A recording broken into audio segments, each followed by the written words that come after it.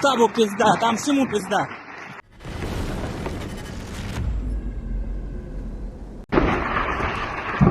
Last night, Ukrainian drones launched a devastating strike on an Akhmat fighter's warehouse, unleashing over 20 UAVs on the target. Local sources say the Akhmat unit's headquarters may also have been hit. The result? A blazing inferno, chaos, and a brutal blow to Russian morale. Inside the Russian military, soldiers are seething. On Telegram, they're calling the Akhmat leadership idiots for storing ammo inside the city, risking civilian areas and their own fighters. The rage boils over because this isn't just a tactical failure, it's a reckless gamble. Ukraine's method is stark. Target Russian logistics, ammunition depots, command posts, and expose the vulnerabilities in what was believed to be secure behind the lines. Last night's attack underscores how Ukraine is not only advancing on the battlefield, but psychologically hammering at the heart of the occupation, forcing Russian units to question the competence of their own chain of command.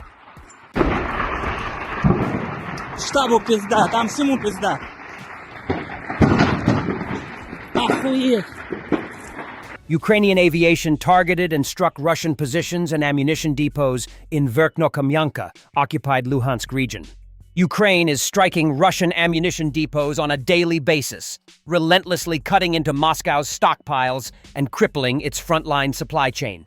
Each destroyed warehouse diminishes Russia's ability to fight, leaving its troops with fewer shells, weaker firepower, and collapsing morale. Some suggest this relentless campaign may be paving the way for Ukraine's next counteroffensive. Border Guard drone unit Phoenix delivered a strike on Russian forces near Pokrovsk, destroying an armored vehicle, 6 trucks, 2 vans, 2 motorcycles, and damaging a tank.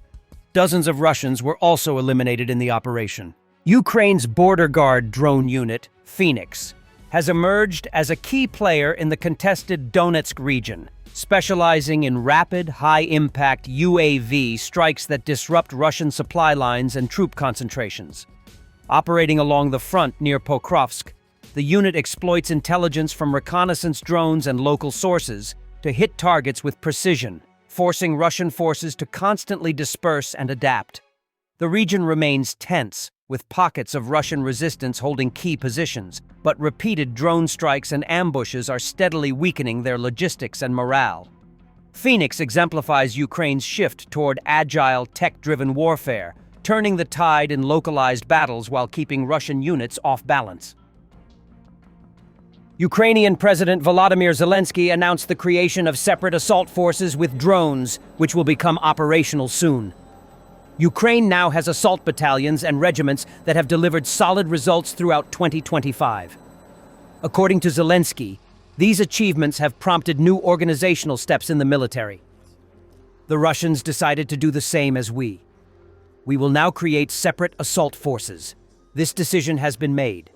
Everything is being prepared, and I think it will be fully operational within about a week to 10 days. Modern assault forces with drone capabilities and all other components, Zelensky said.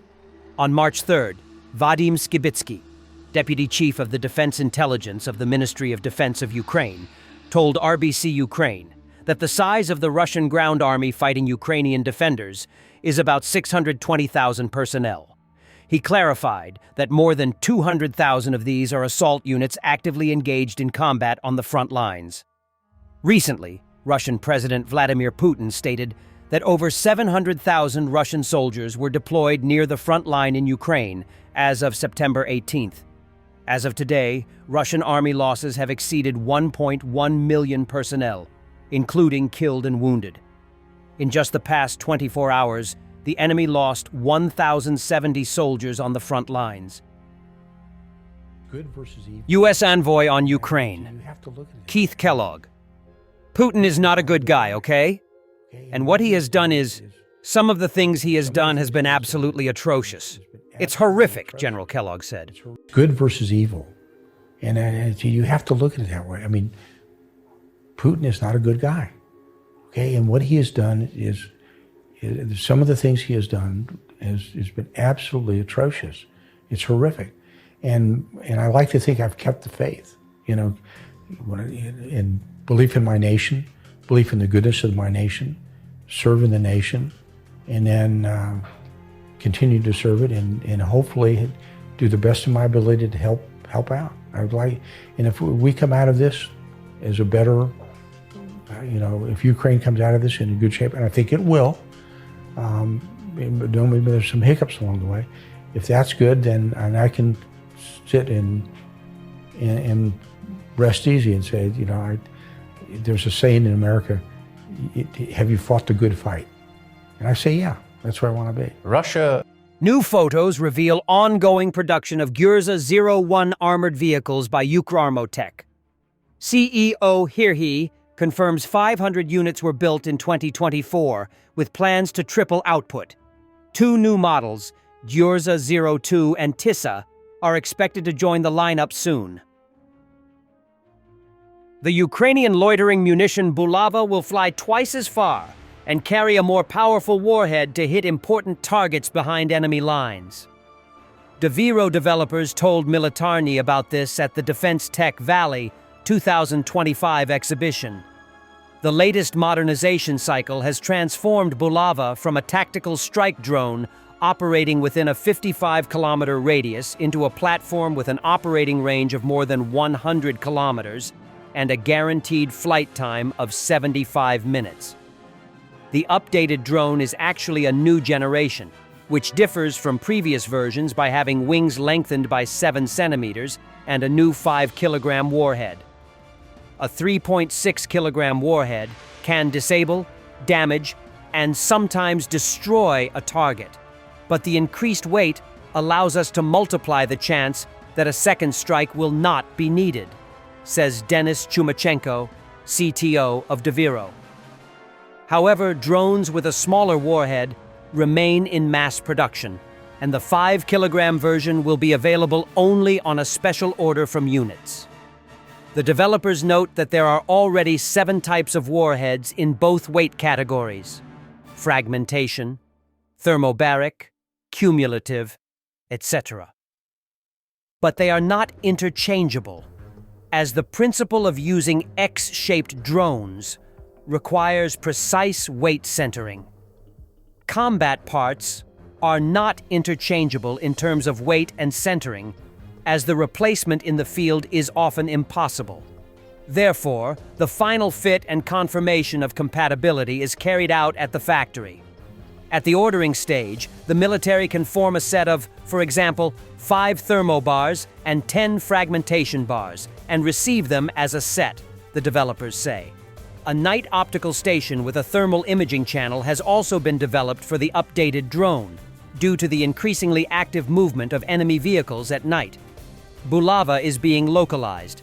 Manufacturers have started using Ukrainian-made engines and have almost abandoned the purchase of off-the-shelf controllers. Their production was established by the Deviro Development Department. There are also plans to switch to Ukrainian telemetry devices in the near future. At the same time, the Leleka 100M2R reconnaissance repeater, which searches for targets for Bulava and provides long-range communication, has been improved. The range of the updated drone was increased from 3 to 5 hours. The optical module has been seriously redesigned with a multi-sensor platform with fixed lenses instead of a motorized lens. This eliminated focus issues after hard landings, significantly improved stabilization, and thus yielded better image quality. We've done a lot of revision work. There used to be memes about a shaking cat, and everyone wrote, "This is a Leleka 100, referring to poor camera stabilization. Now, this is not the case. Everyone can apply for a software update, the company says. An important factor in the efficiency of drones is their cost. The company does not disclose the figures, but notes that the modernization of the products did not increase their price for the customer. Currently, the company's production capacity is almost full due to contracts from foreign customers in the interests of the Ukrainian Defense Forces. The Deviro representatives said that they received 70 to 80 records with confirmed combat use every month. Thanks for watching, and don't forget to subscribe. Also, if you want to support Warthog Defense, please Please become our member and get early access to new videos, exclusive members-only videos, and become administrator in comment section. The membership link is in the description. Rescues every day. We had a guy last week at 6 rescues in 6 days. You know, he's doing the job every day.